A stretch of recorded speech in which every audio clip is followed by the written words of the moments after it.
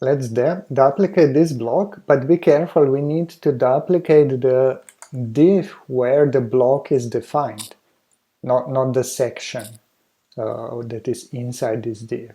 So select the div and duplicate it, and then first let's change the title so that it's clear what this is about. So let's say selected categories, and we can also change the colors a bit so that we don't mix these two blocks, and change the title color. Okay.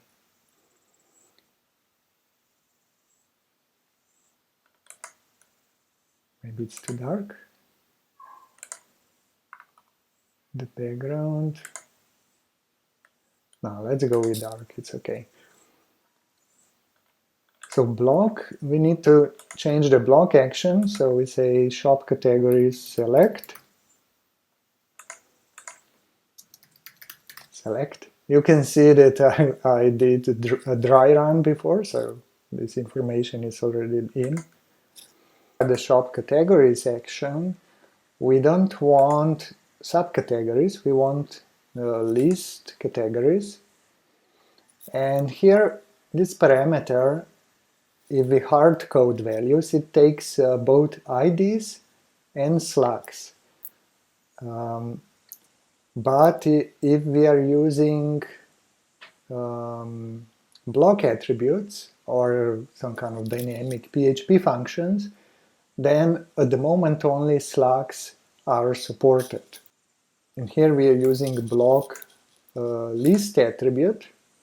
So let's go down and change the block attribute. So now we want an attribute called list. Okay, this is already here, list of categories.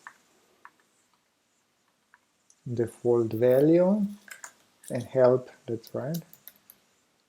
Comma, separated list of slugs, category slugs.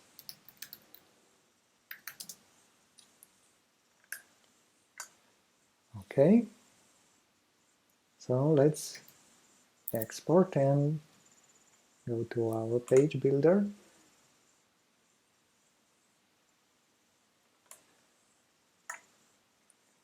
And add a block.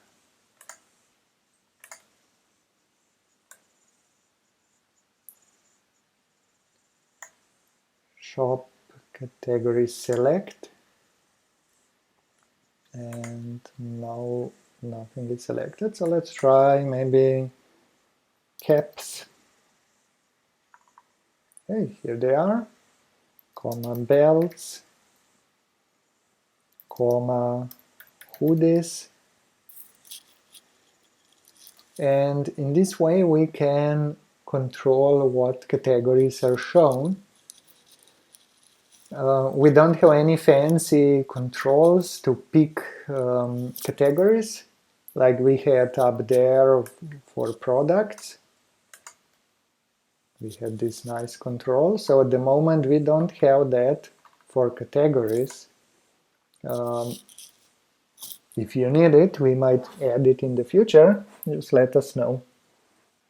Okay, but there is one thing I don't like so much. So if this is empty, then the block kind of just disappears. We don't even know it is there unless we check the list view. So let's take a look at why is that and how we can change that. So the problem is that the whole, like the section that has the content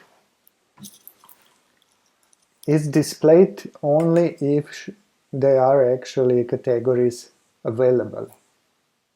And we can probably change this, because if categories container is not set, that means the main element, the section, will be used as the categories container, And that means that like the if statement will wrap the section element.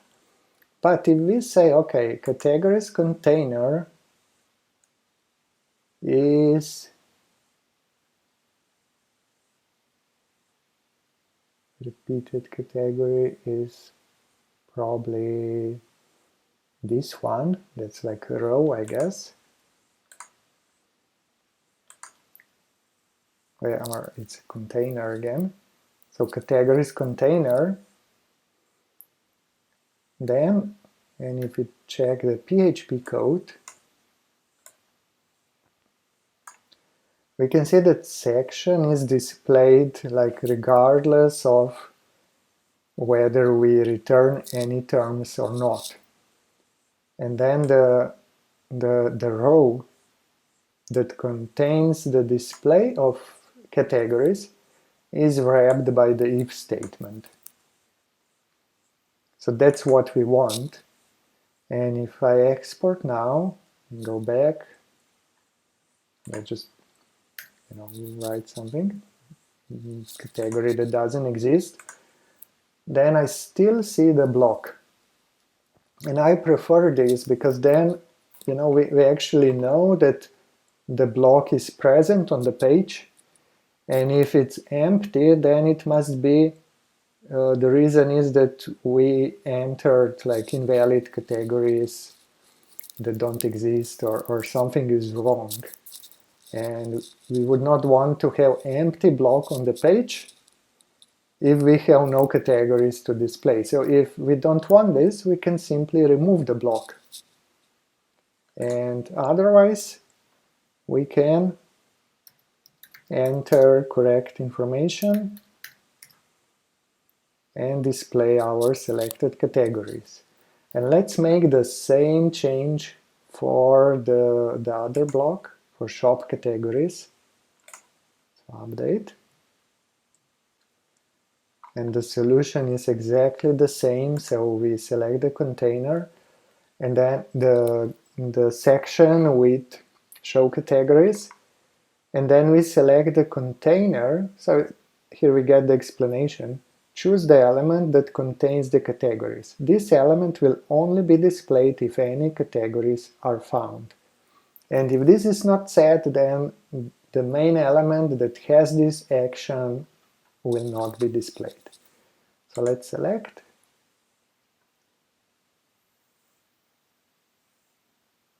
Category, okay, and we can see, do you notice green border going around the elements on page view? So this helps us to select the correct element.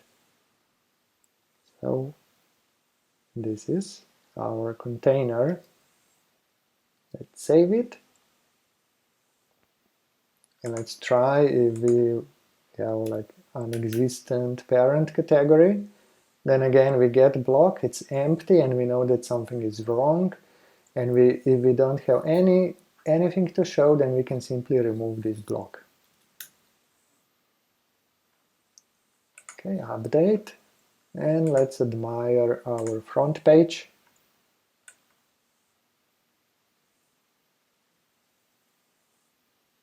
Products, fancy stuff, selected categories. So everything is here. Okay, so is there anything else to do on the front page? I guess not, and we said before that we will do other blocks at the end because they're not related to WooCommerce.